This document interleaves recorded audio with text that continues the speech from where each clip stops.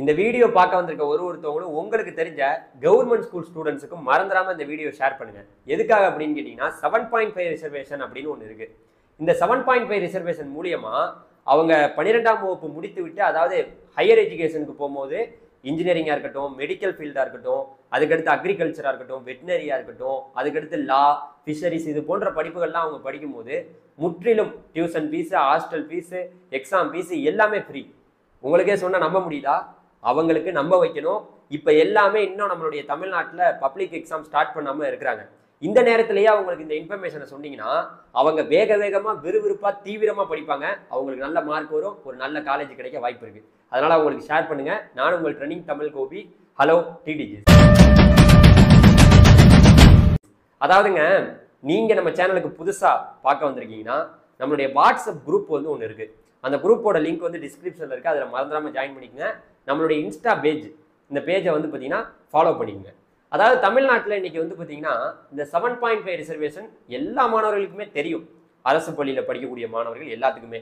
இருந்தாலும் இன்னும் சில கிராமப்புறத்தில் இருக்கக்கூடிய பள்ளிகளில் படிக்கக்கூடிய மாணவர்களுக்கு தெளிவான, நம்ம வந்து இந்த கோர்ஸ் எல்லாம் எடுத்து படித்தா நமக்கு வந்து பார்த்தீங்கன்னா இந்த 7.5% இடஒதுக்கீட்டில் இலவசமான சீட்டு வந்து நமக்கு கிடைக்குங்கிறது தெரியல. அதாவது நீங்கள் புரிஞ்சுக்க வேண்டியது மெடிக்கலு, இன்ஜினியரிங்கு, அதுக்கப்புறம் அக்ரிகல்ச்சரு, வெட்டினரி, அதுக்கடுத்து ஃபிஷரிஸு, அதுக்கடுத்து லா, இது போன்ற படிப்புகளில் தான் இந்த 7.5 ரிசர்வேஷன் ஒன்று இருக்குது. இது எதற்காக நம்ம தமிழ்நாட்டில் கொண்டு வரப்பட்டதுன்னா, பல மாணவர்கள் இந்த எம்பிபிஎஸ் கனவோட வர்றாங்க. அவங்களுக்கு வந்து பார்த்தீங்கன்னா இந்த மாதிரி சீட்டு நிறைய பேருக்கு கிடைக்க முடியாமல் போயிடுறதுனால, அதுவும் குறிப்பாக அந்த அரசு பள்ளியில் படிக்கக்கூடிய மாணவர்களுக்கு அந்த இடத்த அவங்களால அடைய முடியாதுங்கிறனால ஒரு 7.5 ரிசர்வேஷன் அன்றைய முதலமைச்சராக இருந்த எடப்பாடி பழனிசாமி அவர்கள் எம்பிபிஎஸ்ல இதை கொண்டு வந்திருந்தாரு. அதுக்கப்புறம் அப்படியே நாளடைவில் அது வந்து பார்த்தீங்கன்னா தொழிற்படிப்புகள்லையும் வந்து பார்த்தீங்கன்னா இப்போது முதலமைச்சராக இருக்க மு க ஸ்டாலின் அவர்கள் எல்லாத்துலேயுமே கொண்டு வந்துட்டாரு. அதாவது இன்ஜினியரிங்காக இருக்கட்டும், அப்புறம் அக்ரிகல்ச்சர், அதுக்கடுத்து வெட்டினரி, அதுக்கப்புறம் லா, ஃபிஷரிஸ், இது போன்ற எல்லா படிப்புகள்லையுமே வந்துருச்சு. இப்போ நடைமுறையில் இருக்கு. இதை இப்போ நான் உங்களுக்கு சொல்ல வேண்டிய அவசியம் என்னன்னா, நீங்க எடுக்க போற மார்க்ல தான் உங்களுடைய வாழ்க்கையே இருக்கு. மார்க், ஒரு மார்க்கும் நீங்க அவ்வளவு அது அற்புதமான ஒரு விஷயம். இப்போ எதுல நீங்க சூப்பரா மார்க் எடுக்கணுங்கிறத இப்போ நான் சொல்றேன். ஏன்னா அந்த 7.5 நீங்க அப்ளிகபிள் ஆகும்னா நீங்க பாத்துங்க ஒன்று ஒன்றா. அதாவது ஃபர்ஸ்ட் வந்து மெடிக்கல் கோர்சஸை பார்ப்போம்.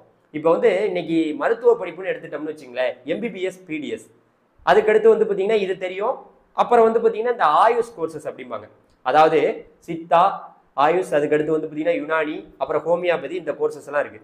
அதாவது நீங்கள் உங்களுக்கு கோர்சஸ் வெளியில் சொல்லணும்னா எம்பிபிஎஸ், பிடிஎஸ், அப்புறம் பிஏஎம்எஸ், பியூஎம்எஸ், பிஎஸ்எம்எஸ், அதுக்கடுத்து பிஹெச்எம்எஸ், இந்த கோர்சஸ் எல்லாம் இருக்கு. இது எல்லாத்துக்குமே நீட் வந்து இப்போ கட்டாயமாயிருச்சு.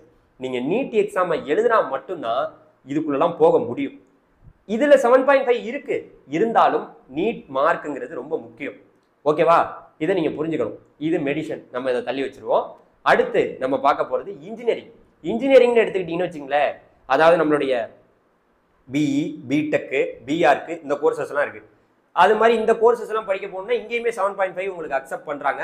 இதுக்கு வெறும் உங்களோட போர்டு எக்ஸாம். நீங்க இப்ப படிச்சுட்டு இருக்கீங்களா, உங்களோட பிசிக்ஸ், கெமிஸ்ட்ரி, மேக்ஸ் ரொம்ப ரொம்ப முக்கியம். மேக்ஸ் ரொம்ப ரொம்ப முக்கியம். நீங்க இதுல கான்சென்ட்ரேஷன் பண்ண வேண்டிய கட்டாயத்துல இருக்கீங்க. அதுக்கு அடுத்து பார்த்தோம்னு வச்சுங்க, அடுத்து வந்து அக்ரிகல்ச்சர். அக்ரிகல்ச்சர்னு எடுத்துட்டோம்னு வச்சுங்க, பிஎஸ்சி ஆனர்ஸ், அதுக்கடுத்து வந்து பார்த்தீங்கன்னா பிடெக், இந்த கோர்சஸ் எல்லாம் இருக்கு. இந்த கோர்சஸ் நீங்க படிக்கணும்னா கட்டாயமா நீங்க பயாலஜி, பிசிக்ஸ், மேக்ஸ், கெமிஸ்ட்ரி, இந்த பாடப்பிரிவுல பயங்கரமா கான்சென்ட்ரேஷன் பண்ணணும். ஒருவேளை நீங்க வந்து மேக்ஸ் இல்லை, எனக்கு கம்ப்யூட்டர் சயின்ஸ் இன்ஜினியரிங் இருக்குன்னா அதுல கான்சென்ட்ரேஷன் பண்ணலாம். இல்லை நான் மேக்ஸும் எடுக்கல, கம்ப்யூட்டர் சயின்ஸும் எடுக்கல, நான் பியூர் சயின்ஸ் அப்படின்னா உங்களோட பயாலஜி, பிசிக்ஸ், கெமிஸ்ட்ரியில கான்சென்ட்ரேஷன் பண்ணுங்க. கண்டிப்பா வந்து நம்ம இந்த சொல்ற கோர்சஸ் எல்லாம் நீங்க கண்டிப்பா கான்சென்ட்ரேஷன் பண்ணியே ஆகணும். இது அப்பதான் உங்களோட கட் ஆஃப் வந்து சூப்பரா வருங்கிறதுனால சொல்றேன். அடுத்த படிப்புன்னு பார்த்தோம்னா வெட்டினரி. வெட்டினரி படிப்பு வந்து பார்த்தீங்கன்னா ரொம்ப கம்மியான சீட்டு தான் இருக்கு. பிபிஎஸ்என் ஏஹெச் அப்படின்னு சொல்லுவாங்க இந்த படிப்புக்கு. அப்புறம் பிடெக் இருக்கு இதுக்குள்ளேயுமே. இதுக்கு வந்து பார்த்தீங்கன்னா உங்களுடைய பயாலஜி, பிசிக்ஸ், கெமிஸ்ட்ரி, இந்த மார்க் தான் எடுத்துக்கொள்ளப்படுது. இதுல நீங்க கான்சென்ட்ரேஷன் பண்ணணும். ஓகே. அடுத்த படிப்புன்னு பார்த்தோம்னா ஃபிஷரிஸ், அதாவது மீன்வள படிப்பு. அதாவது இதுல வந்து bachelor of fisheries and science அப்படிம்பாங்க இந்த கோர்ஸ். அப்புறம் பிடெக், இந்த 2 கோர்ஸ் இருக்கு. இதுக்கு நீங்க கான்சென்ட்ரேஷன் பண்ண வேண்டிய சப்ஜெக்ட்னு பார்த்தா பயாலஜி, பிசிக்ஸ், கெமிஸ்ட்ரி, இதுல கான்சென்ட்ரேஷன் பண்ணணும். ஓகே. இதுக்கு வந்து பார்த்தீங்கன்னா நீங்க கண்டிப்பா படிச்சீங்கன்னா இதுவுமே ரொம்ப ரொம்ப கம்மியான சீட்டு தான் இருக்கு. அடுத்த படிப்புன்னு பார்த்தோம்னா லா. இன்னைக்கு வந்து பார்த்தீங்கன்னா நிறைய மாணவர்கள் லா படிக்கிறதுக்கு யோசிக்கிறாங்க. இப்போ உங்களுக்கு லா படிக்கணும் அப்படின்னு ஆசை இருந்ததுன்னா கண்டிப்பா இதுல நிறைய கோர்சஸ் அவைலபிளா இருக்கு. பிஏ எல்எல்பி, பிகாம் எல்எல்பில ஹானர்ஸு, அதுக்கப்புறம் பிஏ எல்எல்பில ஹானர்ஸு, அதுக்கப்புறம் பிபிஏ எல்எல்பில ஹானர்ஸு, அப்புறம் பிசிஏ எல்எல்பில ஹானர்ஸு. இந்த படிப்புகளுக்கெல்லாம் 7.5 ரிசர்வேஷன் அக்செப்ட் பண்றாங்க.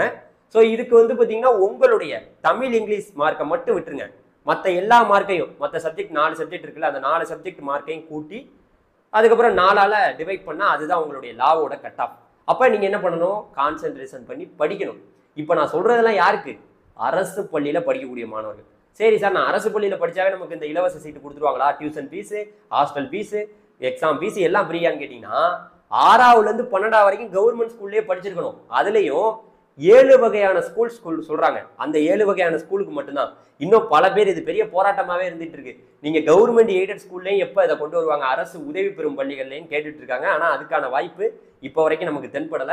7 வகையான பள்ளிகள் சொல்றாங்க. அந்த 7 வகையான பள்ளிகள்ல படித்திருந்தால் மட்டுமே, அதுவும் குறிப்பா சார் 6ஆவதுலேருந்து 12ஆவது வரைக்கும் கவர்மெண்ட் ஸ்கூல்ல தான் படிச்சிருக்கணும், நடுவுல நான் மாறினேன், நடுவுல நான் இங்க சேஞ்ச் ஆனேன் அப்படின்லாம் கிடையாது. நீங்க 6ஆவதுலேருந்து 12ஆவது வரைக்கும் கவர்மெண்ட் ஸ்கூல்ல படிச்சிருந்த மாணவராக இருந்தீங்கன்னா இந்த வீடியோ பார்த்துட்டு இருக்கவங்க யாரா இருந்தாலும் எல்லாருக்கும் ஷேர் பண்ணுங்க. ஏன்னா அவங்களுடைய லைஃப் வந்து ஒரு செகண்ட்ல மாறலாம்.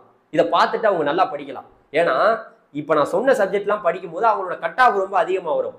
இவங்களுக்குன்னு செப்பரேட்டா இப்போ ஒரு 100% சீட் இருக்குன்னு வச்சுங்க, அதுல 7.5% இந்த அரசு பள்ளி மாணவர்களுக்கு போய் சேருது. அப்ப அதுல நல்ல கட் ஆஃப்ல வர்றவங்களுக்கு அரசு பள்ளியில நான் எல்லாமே எல்லாரோடையும் நானும் படிக்கிறேன், எனக்கும் இலவச சீட்டு கொடுப்பாங்களா? கிடையாது.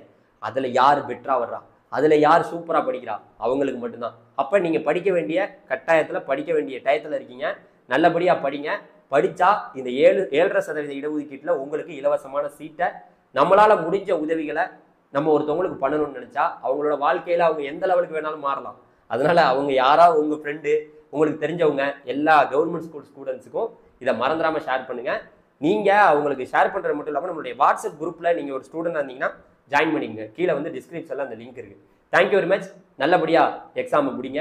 அதுக்கப்புறம் நிறைய படிப்புகளை பத்தியும், நிறைய அட்மிஷன்ஸை பத்தியும், எந்த மாதிரியெல்லாம் அட்மிஷன் நடக்குது, என்னென்ன இப்போ நான் சொன்ன படிப்புகளுக்கெல்லாம் என்ன மாதிரியெல்லாம் வந்து பார்த்தீங்கன்னா கவுன்சிலிங் நடக்குது, அந்த கவுன்சிலிங் வழியா போகும்போது தான் உங்களுக்கு சீட்டு கொடுக்குறாங்க 7.5ல.